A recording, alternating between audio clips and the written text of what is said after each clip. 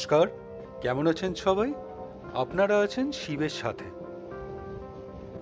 আবার শ্রীনগরের এই কাশ্মীরের আপনার ভিডিওসগুলো তুলে রাখলাম, কারণ আজকে একটা নতুন প্লেলিস্ট শুরু করছি। চললাম কুম্ভ মেলায়, মহাকুম্ভ। একাই চললাম, সোলো ট্রিপ।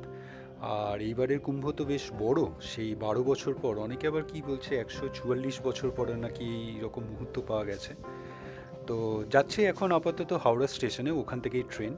আচ্ছা, এইটা আমাদের আপনার দমদমের আগে যে দমদম ক্যান্টনমেন্টে, এটা ওই মেট্রো এখনও শুরু হয়নি, তো বেশ সুন্দর। তো হাওড়ার, ইনফ্যাক্ট হাওড়ার মেট্রোটাতেও আমার কখনো চাপা হয়নি, গঙ্গার নিচ দিয়ে যেটা গেছে, হুগলি নদীর নিচ দিয়ে। তো সেটাও এবার প্রথমবার চাপবো।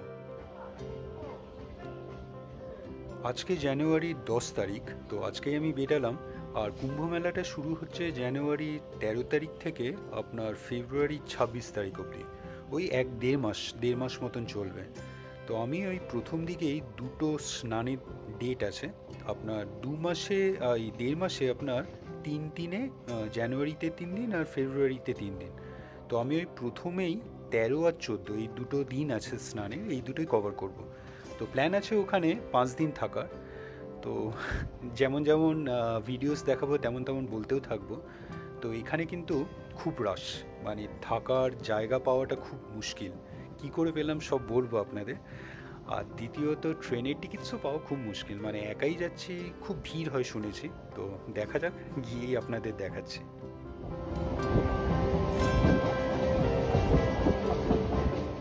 এই যে ডান হাতে মেট্রোটা দমদম থেকে নোয়াপাড়া হয়ে ক্যান্টনমেন্টে এসেছে, তারপরে এয়ারপোর্টেও চলে যাবে। এইটার জন্যই অপেক্ষায় আছি, মার্চ মাসে শুরু হবে শুনেছি, আমাদের খুব ভালো হবে।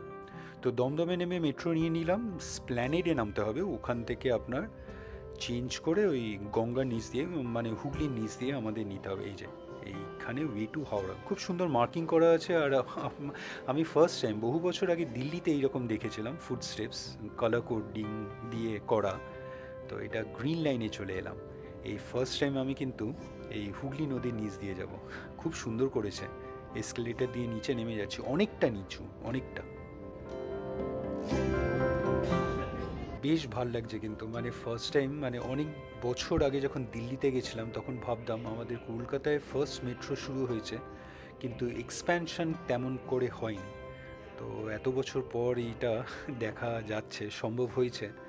তো খুব সুন্দর হয়েছে, মানে। আর এখানে দেখুন, মানে ওই মেট্রো ট্রেন এখনও আসেনি, কিন্তু পুরোপুরি স্টেশনে এইরকম করে কভার্ড, মানে আপনার ডোরগুলো ওপেন হয় যখনই ট্রেনটা আসে। দারুণ সুন্দর। এখন নতুন স্টেশনগুলো এইরকমই হয়েছে, তো আমি ফার্স্ট টাইমই এইরকম দেখছি। তো বেশ ভালোই ভিড় আছে, দেখা যাক। আর শুনেছি যখন এই নদীর নিচ দিয়ে, হুগলি নদীর নিচ দিয়ে যায়, ওইখানটা ওই একটা ব্লু লাইটস দিয়ে একটা মার্ক করা আছে, বোঝা যায় যে আপনি নদীর নিচ দিয়ে যাচ্ছেন। তো দেখি আজকে এটাও একটা এক্সপিরিয়েন্স করব, ভালোই হবে।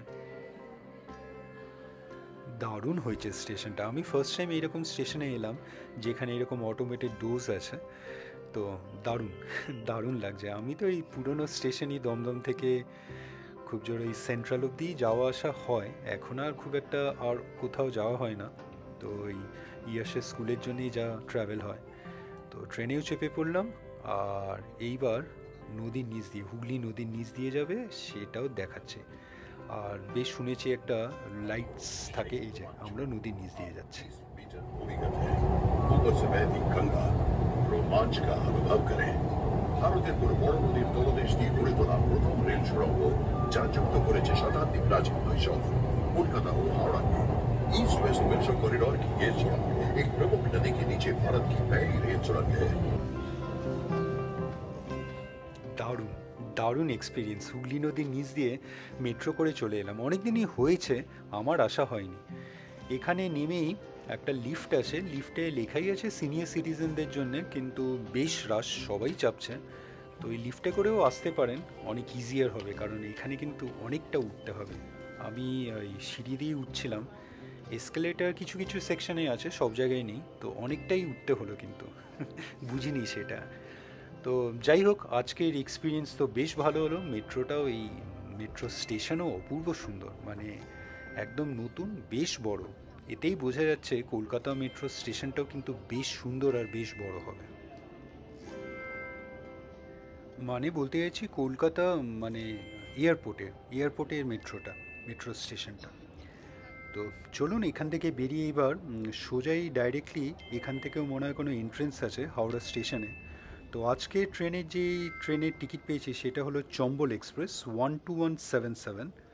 তো একটাই টিকিট, অনেক পরে কাটা, তো লাকিলি পেয়ে গেছি। তো এটা হাওড়া থেকে আপনার টাইমিং হলো 6:45, 5:45। আর আজকে জানুয়ারির 10 তারিখ, আবার জানিয়ে দিই আপনাদের। আর পৌঁছাবে কালকে জানুয়ারির 11 তারিখ। এইটা পৌঁছাবে সকালে রাইট টাইমে যদি যায় তাহলে 7:30, ওই 7:35 প্রিসাইসলি। তো এই হলো ট্রেন আমার আজকে। এই হাওড়া স্টেশনেও এবার ঢুকবো। তো যেমন যেমন ট্রাভেল করছি আপনাদেরও সব ডিটেলস দিতে থাকবো। যদি কিছু মিস যায় অবশ্যই কমেন্টস করে জেনে নেবেন। তো আজকে ভিডিওটা এখানেই রাখবো। কেমন লাগলো অবশ্যই জানাবেন, কমেন্টস করবেন, আর অবশ্যই ভালো থাকবেন। দেখা হচ্ছে একটা নতুন ভিডিওতে কালকে আবার।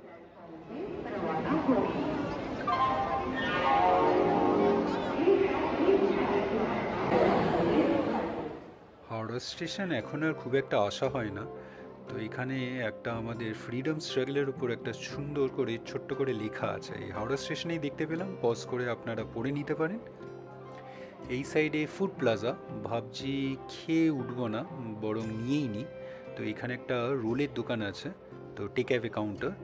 তো একটা পনির রোল নিয়ে নিলাম 70 টাকা দিয়ে, একটা চিপস 20 টাকা, আর একটা চা নিয়ে নিলাম 10 টাকা। তো চা খেতে খেতে চলুন ট্রেনের সাইডে যাই।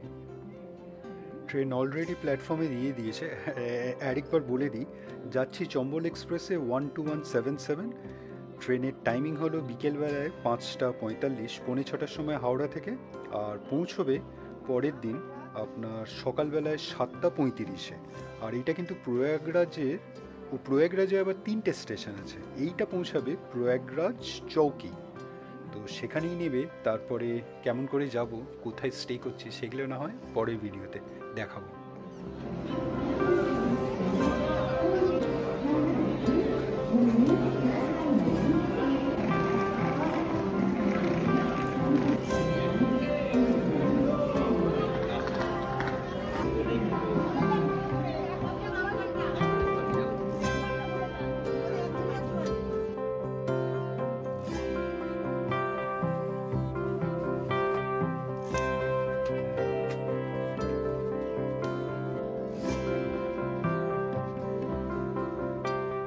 কি সৌভাগ্য আমার, ট্রেনে উঠে এক বন্ধুকে পেয়ে গেলাম, আপনার কলেজের বন্ধু, ইঞ্জিনিয়ারিংয়ে উদয়। তো ও চলেছে আপনার কুম্ভে। তো ভালোই হলো, গল্প করতে করতে যাওয়া যাবে। আর রোলটা কিন্তু খুব একটা ভালো ছিল না, আসলে ঠান্ডা হয়ে গেছে। প্রাইসের কম্প্যারিজনে বেশ ছোট আর মোটামুটি বলবো। ভিডিওটা ভালো লাগলে লাইক, শেয়ার অ্যান্ড সাবস্ক্রাইব করবেন। আর সাবস্ক্রাইব করার সময় ওই বেল আইকনটা প্রেস করে দেবেন, তাহলে যখনই কোনো ভিডিও এই চ্যানেলে আপলোড হবে আপনার কাছে নোটিফিকেশন চলে যাবে। ভালো থাকবেন।